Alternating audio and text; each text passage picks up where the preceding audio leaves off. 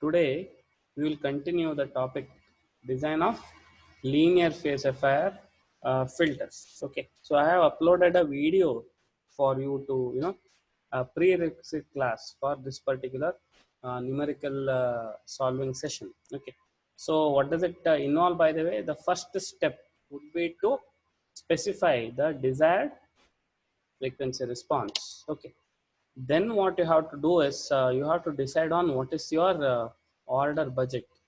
You have to decide what is your order budget. So the second thing what you do is, given the desired frequency response, you take the IDTFT.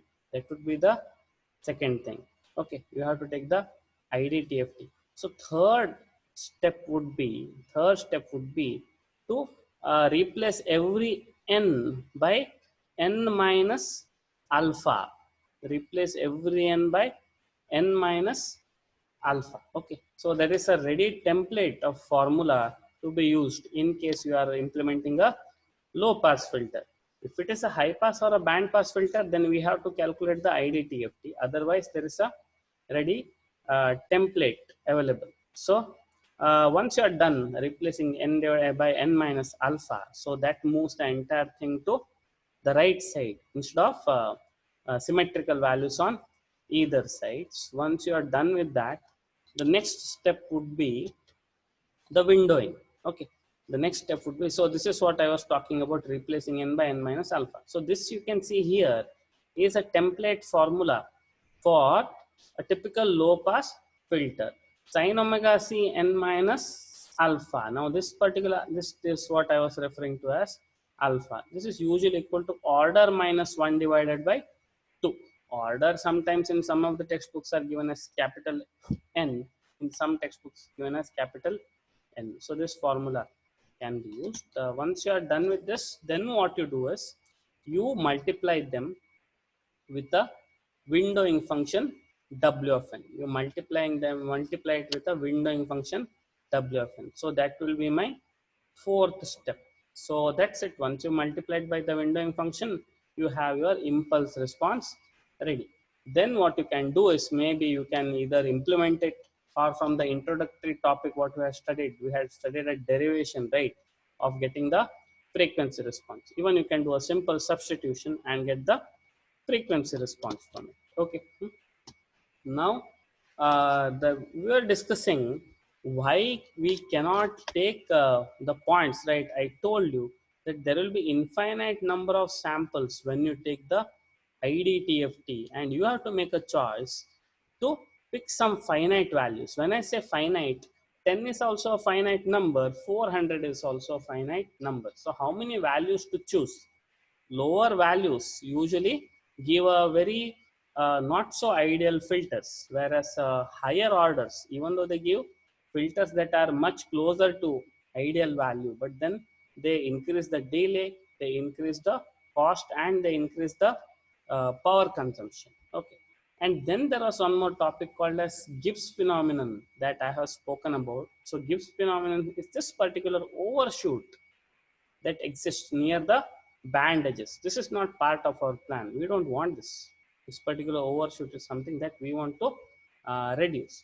So when you want to do that, when you want to reduce the overhead, what you have to do is, so in the rectangular window, what we did was we simply picked up the values. We simply picked the finite values on left and right side. Maybe say I had this budget, say I decide to pick the values in the finite period and abruptly cut off the unwanted area in the impulse response. When you do that abruptly, that's where the Gibbs phenomenon occurs. So that is why a suggested solution is to have a windowing that has a taper in nature. Okay, so you see here, this is a rectangular window, 1 1 1. Okay, so which all the samples that you want to pick, you simply multiply it with a pulse train of amplitude 1, but then it causes Gibbs phenomenon. So other solution would be to have an impulse response getting multiplied by a window, something like this, where there is a taper.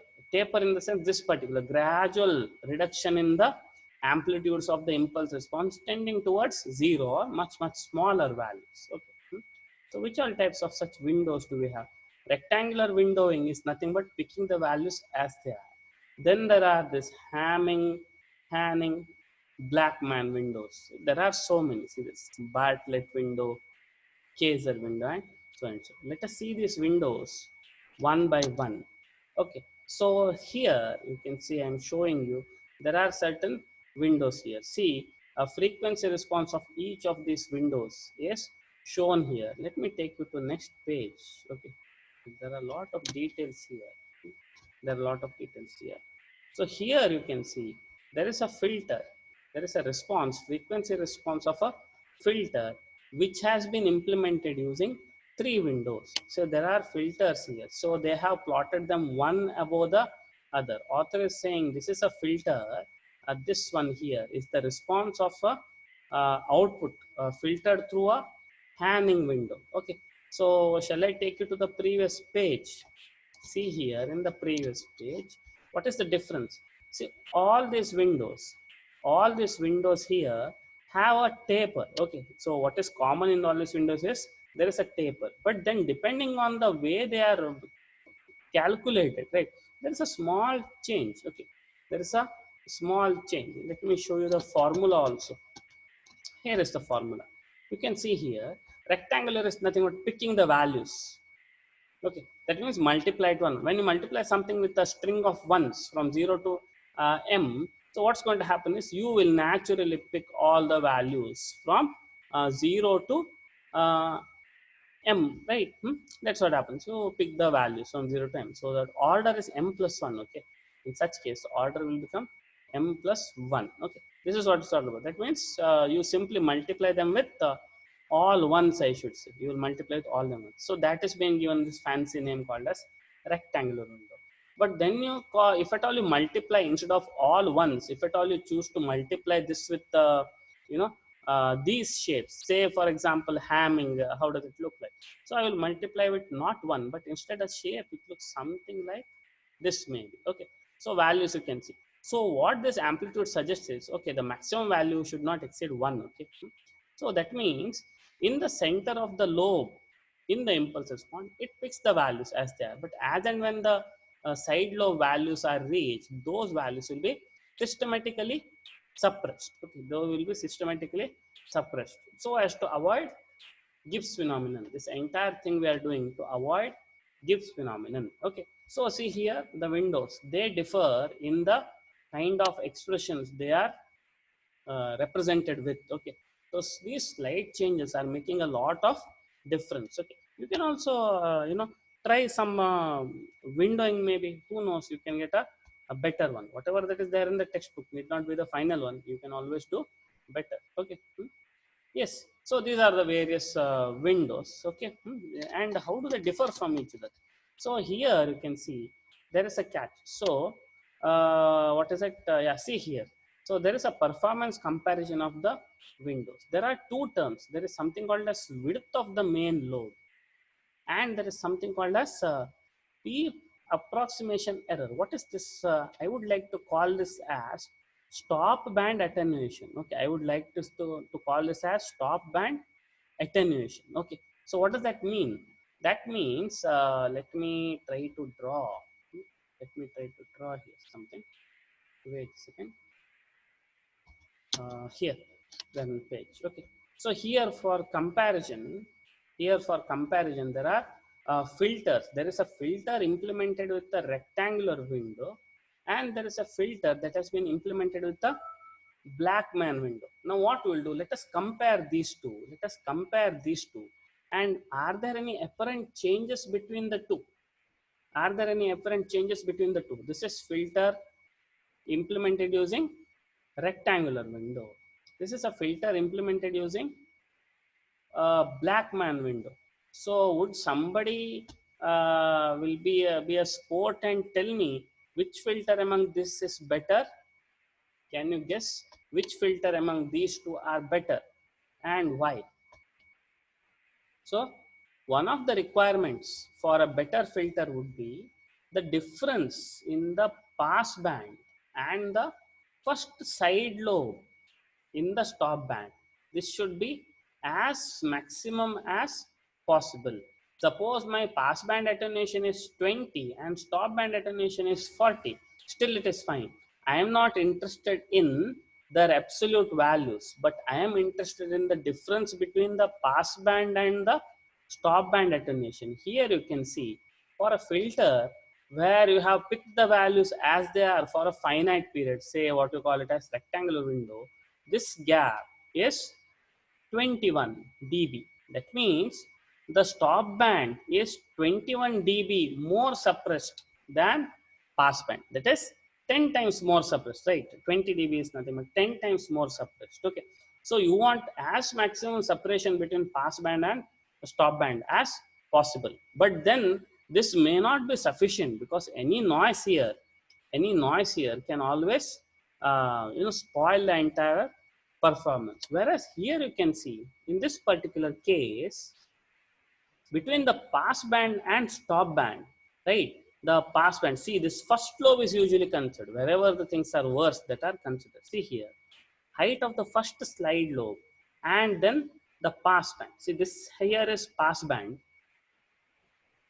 this here is stop band, this is the transition band. Okay, this is the transition band.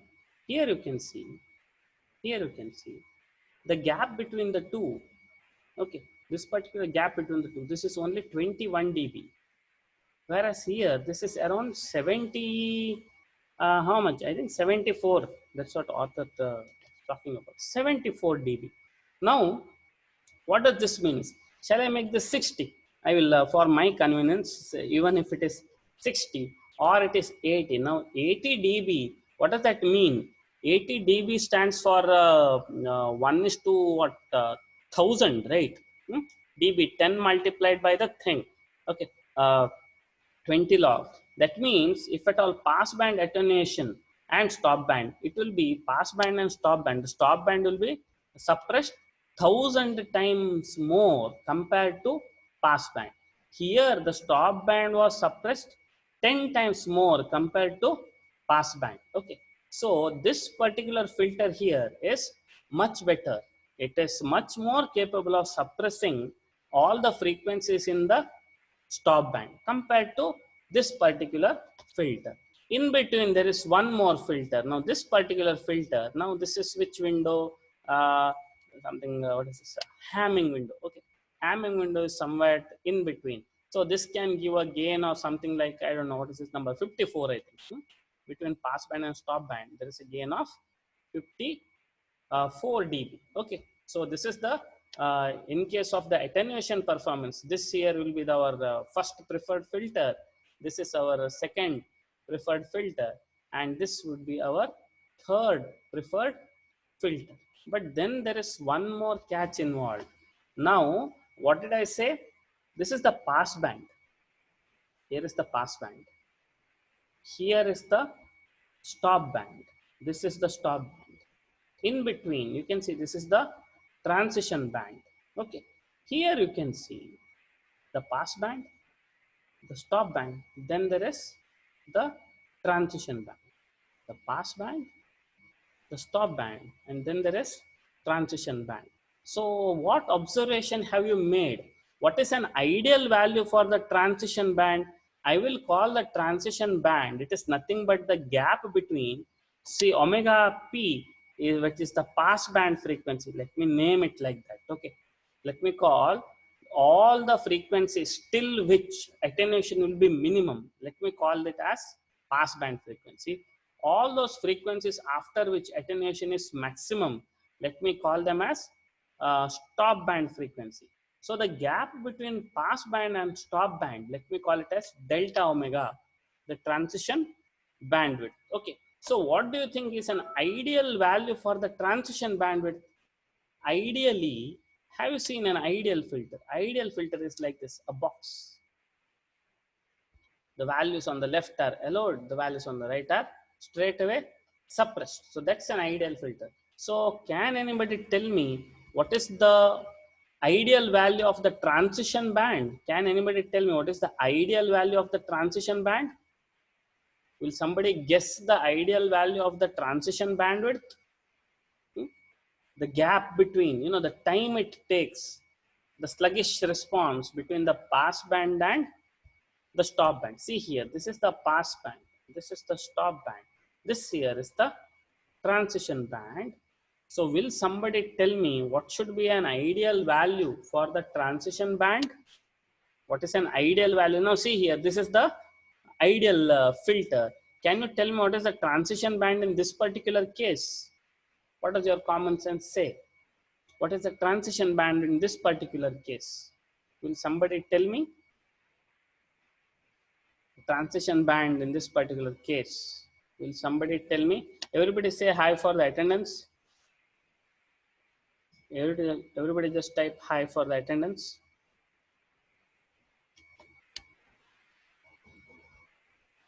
Okay. Everybody just say hi for the attendance. Okay. Now, yeah. So you all are here. Okay. Now let me ask you. Will somebody tell me what is an ideal value for the transition bandwidth? Will somebody tell me? Yes, you need not be correct, but at least you should be able to guess what is an ideal value for the transition bandwidth. Yes. uh, Ideal value, ideally the gap between the pass band and stop band, you can see this is the pass band, this is the stop band. Ideally there should be no gap. Ideally this should be zero. Okay. Ideally the width here, see, we are not talking about the axis, this is in dBs. We are talking about the width. Ideally this should go to 0, but then you can see here there are three filters. Now we know ideal value is 0, I said it. Now there are three filters: filter 1, filter 2, filter 3. Which one is better in terms of the transition bandwidth? Which is a better filter if at all you take into consideration the transition bandwidth? I told you in terms of attenuation, yes, yes, there is an answer. First one, right?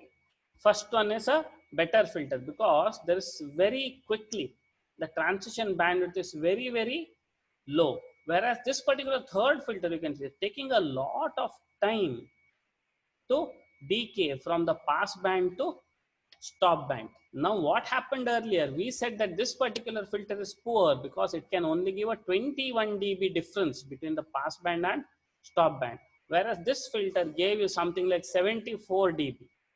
But then on the other hand, this particular filter transition bandwidth is much smaller compared to this particular filter. So if at all you want to improve the attenuation characteristics, you will lose on the frequency suppression characteristics and vice versa. So you cannot choose any filters just like that. So on one side, there is this bandwidth requirement. Sometimes you are not happy if at all the sidebands are suppressed by only 21 dB. That's a very small number, you might have realized. Just 10 times suppression, not sufficient. Okay, because then there is noise which is not part of your plan. So here, this is good. Okay, this is good. Here around 3.5 times, that's something like more than 1000, like some 4000 times more suppressed.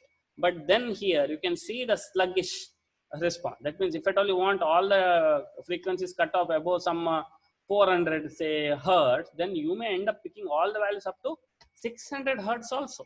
That means it's very, very sluggish. Okay, so now you might have understood picking the right filter is based on these two parameters, and here is a reference chart for you. Here is a reference chart for you. So these are the two things. So this particular column, let me call it as the transition bandwidth delta omega. Okay, so you neglect this. Okay, this is also correct, but then for our convenience, this is the transition band. And you can see rectangular filter, due to a very small numerator, is having a very poor transition bandwidth. Of course, it's depending on the order of the filter, but these numbers are relative. Okay, and you can see due to the very high numerator value, this is a much better filter in terms of the transition bandwidth delta omega. But then the difference between the pass band and the first stop band attenuation, this is a much better filter, compared to, I'm sorry, I'm telling it the wrong way. see here, yeah, this one is the much better filter in case of the uh, sideband suppression, because 74 dB. I told it the wrong way. Okay.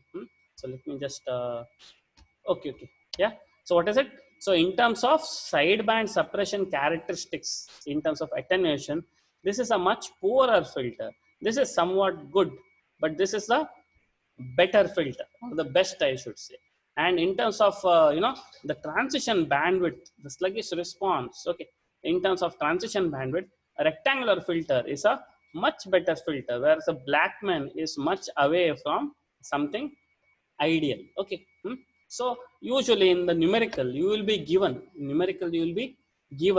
the transition bandwidth requirements also, and you will be given the needed attenuations also. Based on both parameters you have to make a judgment which filter to use. Okay. So I hope that was convincing. So now let us see. Yes. So what you have to do, you just have to multiply your impulse response with this particular window function, W of n. Okay.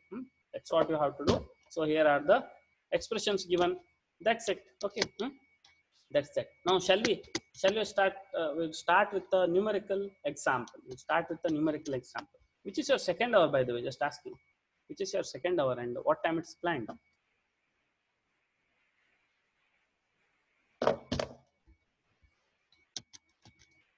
Okay. Yeah. So here is a numerical. Here is a numerical. So are you there? All of you? Are you there? Wait a second. Okay. Okay. Yeah. Here is a numerical. So let me take you to previous page. Okay. Here. Okay. Let us try this. Okay. So here is a question. The desired response of a filter is given something like this. There is a filter whose desired response is given something like this. We have to design. So these are the desired frequency response. We have to get the impulse response of a filter that is that can be actually implemented. Okay. You give these fancy responses. You can see here, very ideal, right? Attenuation of 1 in the pass band and uh, stop band suppressed. Okay, this is a fancy requirement, but based on this only we have to start. Now see here. So this is the frequency response given. What information do you get from here?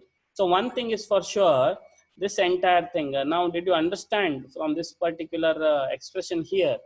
How did I arrive at this particular value? Desired value of omega. That means x-axis my omega. Okay, then you can see the value is 0. Okay, see this particular second statement in the beginning itself. The value is 0 from 3 pi by 4 to pi. Okay, value is 0 from 3 pi by 4 to pi, and again there is a magnitude sign here. That means even for minus 3 pi by 4 to minus pi also it's the same. Okay, then what is the second thing? E to the power minus j omega. Now can somebody tell me what is the magnitude of e to the power j theta? What is the magnitude of e to the power j theta? The magnitude of e to the power j theta is, yeah, anybody? Magnitude of e to the power j theta? Magnitude of e to the power j theta? Yeah, anybody answering there? Magnitude of e to the power j theta. What is the magnitude of this particular term? E to the power minus j3 omega. Will somebody tell me what is the magnitude of e to the power minus j3 omega? Will somebody tell me? Yeah, give up? Don't know? Magnitude of e to the power minus j3 omega. What is the magnitude? What is the magnitude? E to the power minus j3 omega. So when you do not answer like this, I can't even upload these particular videos online because it will be too much of a pause. Okay. So e to the power, the magnitude of this particular thing is, 1. The magnitude of this particular thing is 1, and e to the power j theta for that matter. Magnitude of e to the power j theta is always 1. You can try your calculator. Magnitude is 1. What is the phase angle? You see, in place of theta, we have e to the power j theta. Say e to the power j theta is there. All e to the power j thetas, the magnitude of e to the power anything for that matter, complex, it's always 1. Okay, there is a minus sign that indicates the slope is negative. Okay, the slope is negative. Then there is number 3, which is varying with respect to omega. Okay, so the slope is 3. Okay, so we had spoken about in the previous class, which I uploaded on YouTube already. The order is related to the slope such that alpha equal to m minus 1 divided by 2. Okay, so the order is related such a way that, so if at all m is my order, so the slope will be usually equal to m minus 1 divided by 2. Now from the template here you can see slope in place of alpha, now we have 3.